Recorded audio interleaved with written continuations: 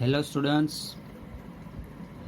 today we are going to start poem number 1, My Song. Right? તો આજે આપણે poem number 1 શરૂ કરીએ. બરાબર?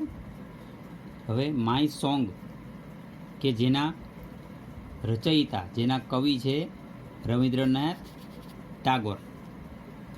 તો રવિન્દ્રનાથ ટાગોર વિશે તમે જાણતા હશો. તો રવિન્દ્રનાથ ટાગોર કે જેનો જન્મ 7મી મે 1861ના રોજ કલકત્તામાં થયો હતો. રાઈટ? પછી એનું મૃત્યુ છે એ 7મી ઓગસ્ટ 1941ના રોજ થયું હતું. આ તો જસ્ટ આપણે ખાલી ઇન્ફોર્મેશન માટે, બાકી આવું કશું કોઈ પૂછાતું હોતું નથી. બરાબર? પછી એવું કહેવામાં આવે છે કે રવિન્દ્રનાથ ટાગોરને લોકો ગુરુદેવ પણ કહેતા. બરાબર? હવે આપણને બધાને ખબર છે કે જનગણ મન જે આપણું રાષ્ટ્રીય ગીત છે, રાઈટ, એની રચના પણ રવિન્દ્રનાથ ટાગોરે કરેલી છે. બરાબર? તો આપણે રવિન્દ્રનાથ ટાગોર વિશે થોડી માહિતી મેળવી. એ સમયના એ સૌથી શ્રેષ્ઠ જેને કહી શકાય એવા એ કવિ હતા, લેખક હતા. બરાબર?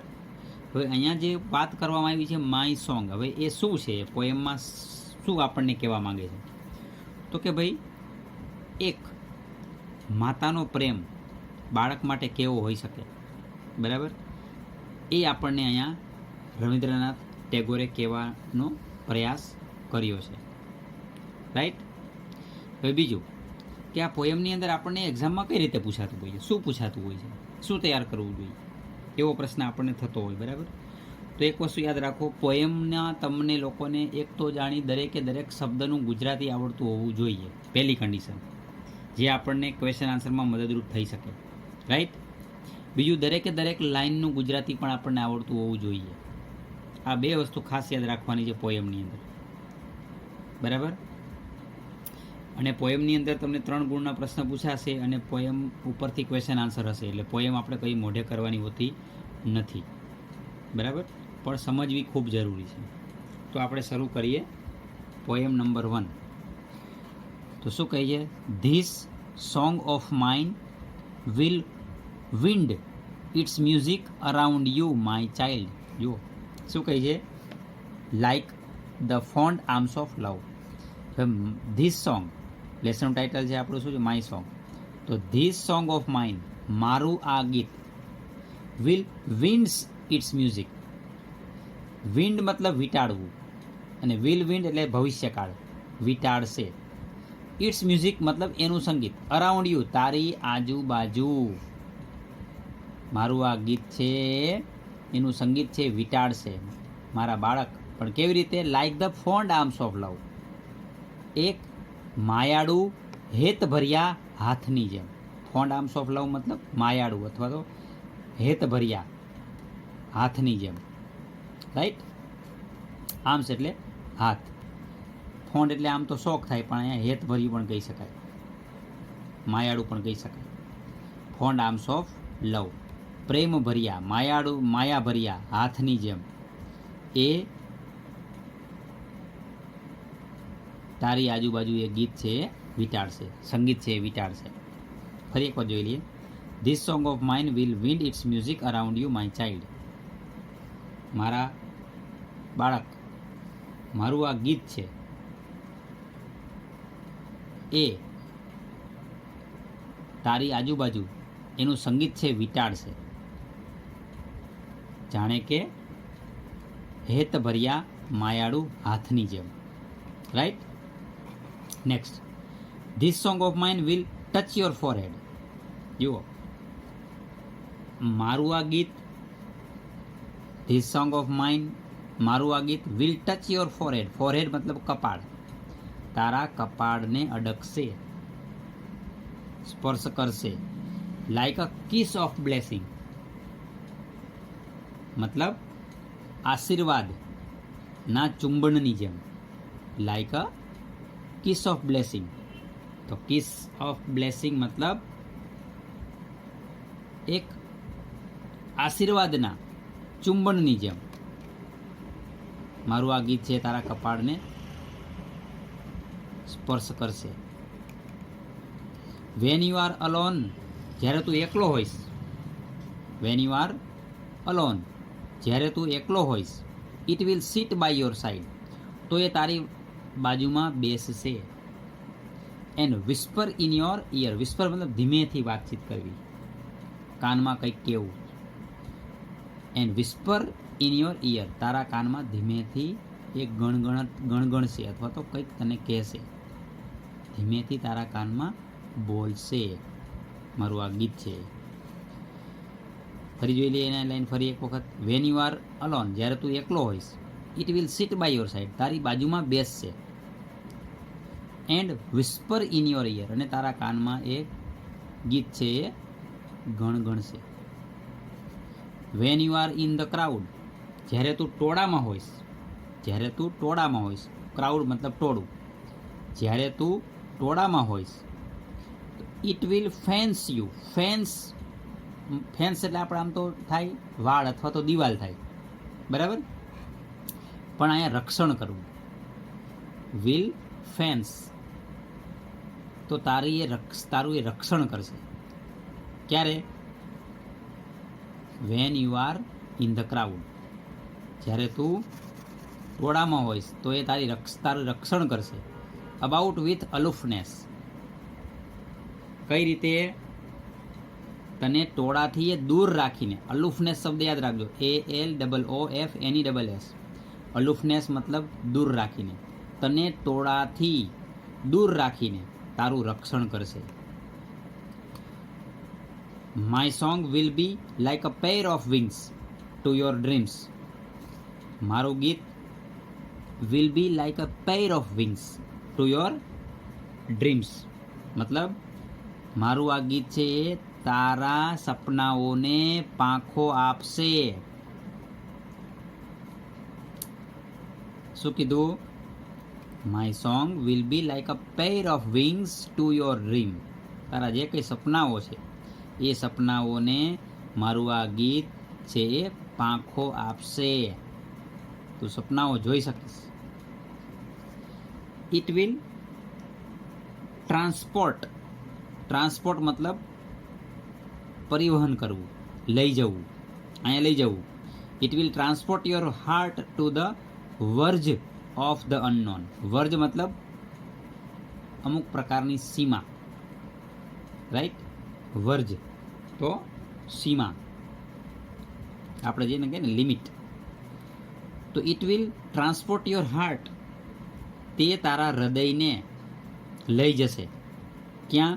To the verge of unknown, કે જે અજાણી જે સીમાઓ છે ત્યાં સુધી આ મારું ગીત છે તને લઈ જશે.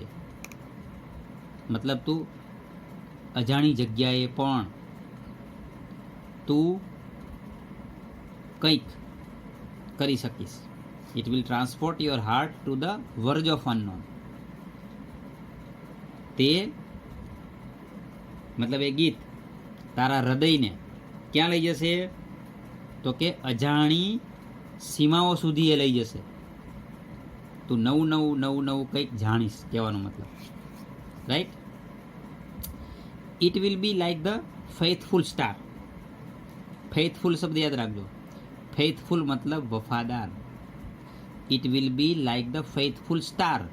ઓવરહેડ એટલે માથા ઉપર. તે એટલે મતલબ કે આ ગીત છે એ તારો એક વફાદાર તારો બનશે.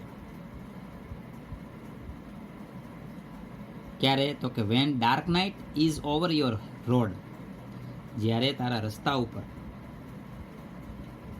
તારા માર્ગમાં, તારા રસ્તામાં જ્યારે અંધારી રાત આવશે. ડાર્ક નાઇટ મતલબ અંધારી રાત, મતલબ મુશ્કેલી આવશે. આનો મતલબ એવો થાય કે જ્યારે તારા જીવનની અંદર મુશ્કેલીઓ આવશે, રાઈટ, તો તને એ રસ્તો બતાવશે. બીજી ભાષામાં આપણે કેવું તેવું કહી શકાય, બરાબર? તો કે it will be like the faithful star overhead. તો એ મતલબ એ ગીત છે તારા માથા ઉપર એક વફાદાર તારાની જેમ ચમકશે. ક્યારે? તો કે when dark night is over your head, જ્યારે અંધારી રાત છે તારા રસ્તામાં આવશે ત્યારે તને એ માર્ગ બતાવશે, એવું કહે છે આપણને. My song will sit in the pupils of your eyes. Pupils શબ્દ યાદ, પ્યુપિલ્સ મતલબ કીકીઓ, એ આપણી આંખોમાં હોય છે. તો my song will sit in the pupils of your eyes, મારો ગીત છે તારી કીકીઓમાં, વિલ સીટ મતલબ બેસશે, પણ અહીંયા એવું કહેવાય કે રમશે. મારું આ ગીત છે તારી કીકીઓમાં રમશે. And will carry your site in to the heart of things, અને જે વસ્તુઓના હાર્દમાં તારી દ્રષ્ટિને પહોંચાડશે. હાર્ટ ઓફ થિંગ્સ મતલબ વસ્તુના દિલમાં, વસ્તુના હૃદયમાં તારી દ્રષ્ટિને પહોંચાડશે. શું કીધું? ફરી એકવાર જોઈ લઈએ. My song will seat in the pupils of your eyes, મારું આ ગીત છે તારી કીકીઓમાં રમશે. And will carry your site, અને તારી દ્રષ્ટિને લઈ જશે. In to the heart of things, વસ્તુના હૃદય સુધી તારી દ્રષ્ટિને આ મારું ગીત છે લઈ જશે.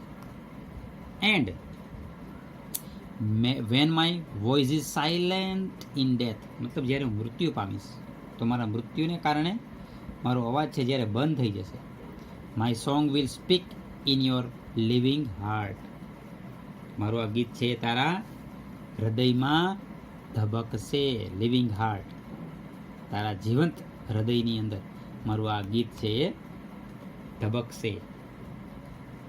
અથવા તો my song will speak in your living heart, મતલબ તારા જીવંત હૃદયમાં મારું આ ગીત છે એ બોલશે. રાઈટ, ગુંજશે એવું પણ કહી શકાય.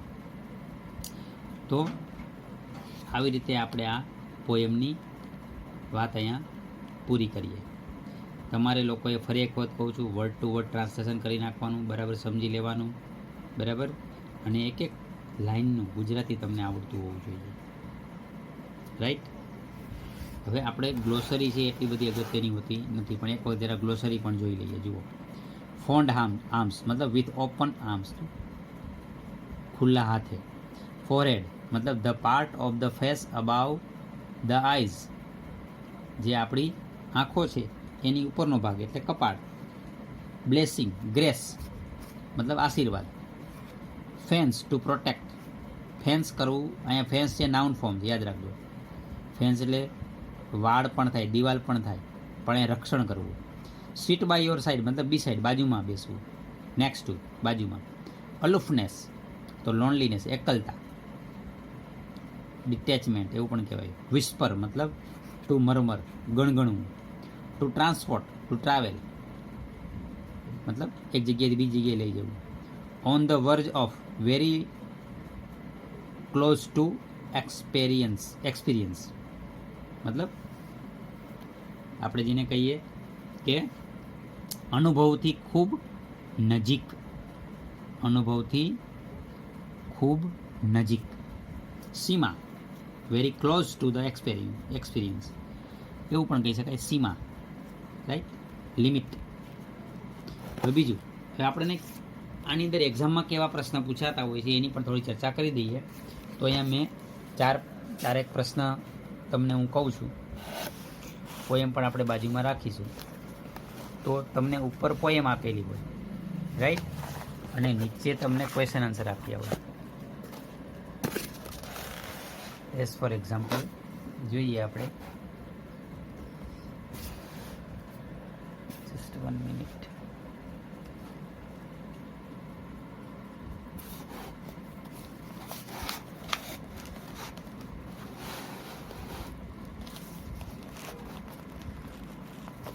માની લો કે તમને આપ્યું છે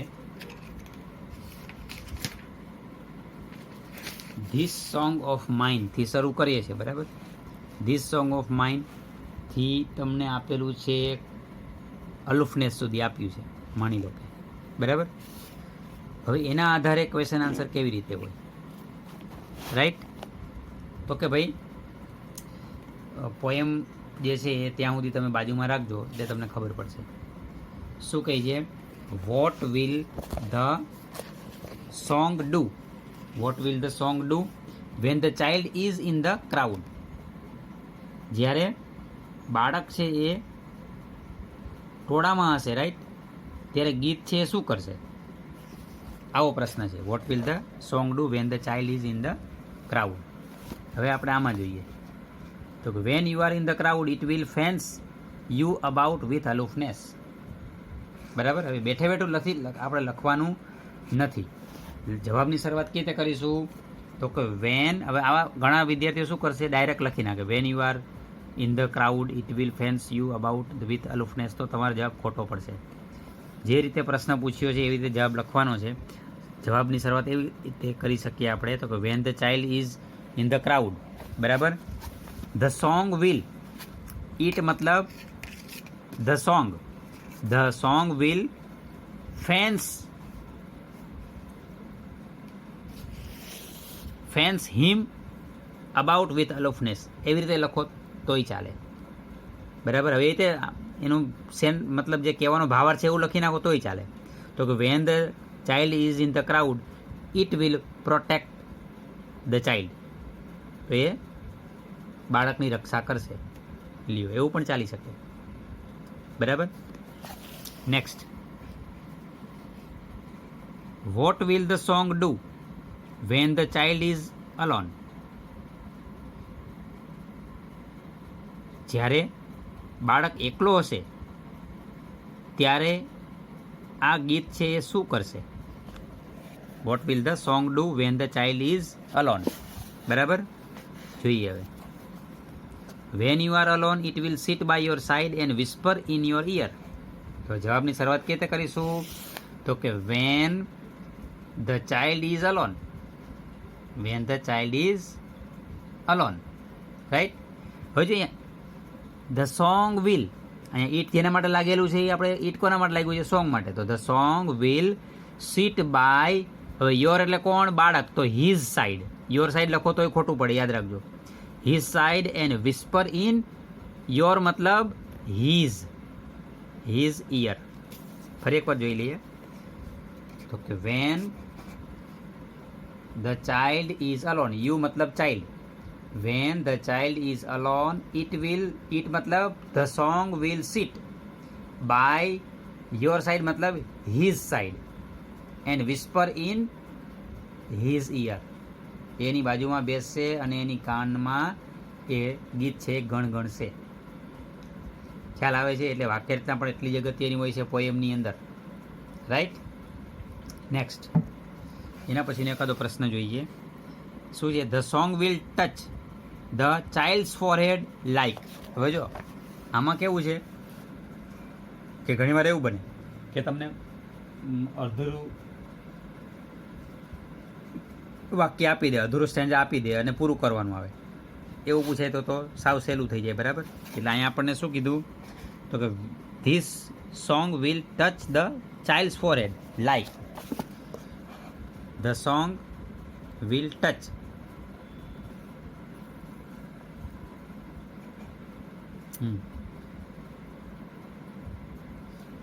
this song of mine will touch your forehead. હવે અહીંયા યોર નથી લખવું, અહીંયા જો પ્રશ્નમાં અલગ હતું. વિલ ટચ ધ, યોર મતલબ કોનું? Childs forehead. Childs forehead like a kiss of blessing. એટલે લખવાનું ખાલી તમારે શું હતું? Like a kiss of blessing. એટલું લખી નાખો એટલે 1 માર્ક મળી ગયો. લ્યો, બરાબર. તો આવી રીતે પણ તમને એક્ઝામમાં પ્રશ્ન પૂછી શકો. નેક્સ્ટ, હવે ઘણી વખત એવું પણ બનતું હોય છે તમને વિરોધી અને શબ્દ પણ પૂછતા હોય છે. ઘણીવાર સમાનાર્થી પૂછે. અહીંયા એવો પ્રશ્ન પૂછ્યો છે, what is the antonyms of the word curse? Antonyms મતલબ વિરોધી, સિનોનિમ્સ મતલબ સમાનાર્થી.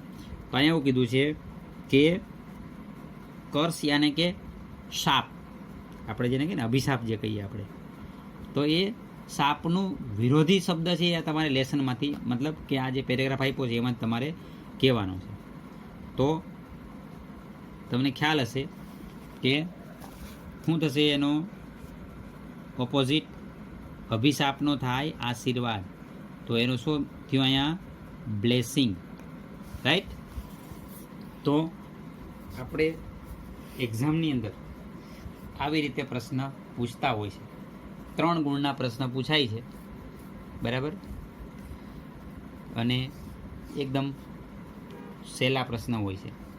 અને આ પોયમની અંદર રાઇમિંગ વર્ડ્સ આપ્યા નથી, રાઇમિંગ વર્ડ્સ પણ પૂછતા હોય છે. એ આપણે આગળની જે પોયમ છે એમાં હશે તો એની ચર્ચા કરીશું, બરાબર? તો અહીંયા આપણે પોયમ પહેલી પૂરી કરીએ છીએ અને બીજા જે છે ક્વેશ્ચન આન્સર એની કંઈ આપણે જરૂરિયાત હોતી નથી, બરાબર? પણ એક ટ્રુ ફોલ્સનો પ્રશ્ન આપણે લઈ લઈએ આની અંદર. ચલો ટ્રુ ફોલ્સ જોઈએ આપણે લેસન પોયમને આધારે, બરાબર? C4 ખાલી જોઈએ, બીજું કશું કરવાનું નથી. C4 જોઈએ, ટ્રુ ફોલ્સ, બરાબર? એમાં છે પહેલું વાક્ય છે the song will touch, the song will touch the head of the child. તો સાચું કે ખોટું? અહીંયા એવું કીધું the song will touch the head of the child. જે ગીત છે એ ગીત બાળકના માથાને સ્પર્શ કરશે. તો સાચું ખોટું? ખોટું, બરાબર? ગીત છે થોડુંક એના બાળકના માથાને અડકશે? નહીં અડકે. Next, the child will be taken care by the song when the child is alone. બાળકની સંભાળ રાખવામાં આવશે, બાળકની સંભાળ રાખવામાં આવશે ગીત દ્વારા જ્યારે બાળક છે એકલું હશે, બરાબર છે? રાઈટ, સાચી વાત છે. The song will whisper into the ears of the child. ગીત છે એ બાળકના કાનમાં ગણગણશે, બરાબર છે? સાચી વાત છે, right. The song will be guiding star when the dark day is over the child's path. જ્યારે બાળકના જીવનની અંદર મુશ્કેલીઓ આવશે તો આ ગીત છે એને તારાની જેમ એને ગાઈડ કરશે. એના રસ્તામાં જ્યારે અંધારું આવશે, મતલબ, તો આ ગીત છે એ તારાની જેમ એને રસ્તો બતાવશે. તો સાચી વાત છે, ટ્રુ. વેન ધ પેરેન્ટ્સ ડાય, જ્યારે માતા પિતા મૃત્યુ પામે છે, there is a place for them in the childs heart. There is a place for them in the childs heart. તો એના બાળકના હૃદયમાં એના માટે જગ્યા હોય છે. તો એ પણ સાચી વાત છે, બરાબર? તો ટ્રુ ફોલ્સ આપણે જોયું. તો આવી રીતે આપણે અહીંયા આ પોયમ પૂરી કરીએ છીએ, રાઈટ? ઓકે, ચલો. Good day all of you. Have a nice day. By.